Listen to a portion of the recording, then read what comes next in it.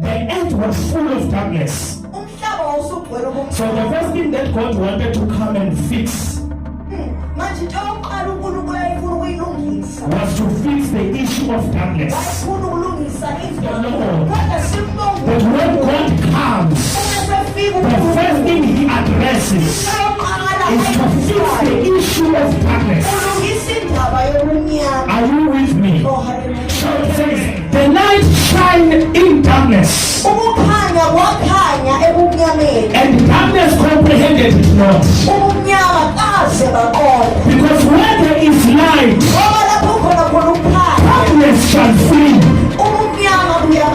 Invite the light in your life, and you will see the darkness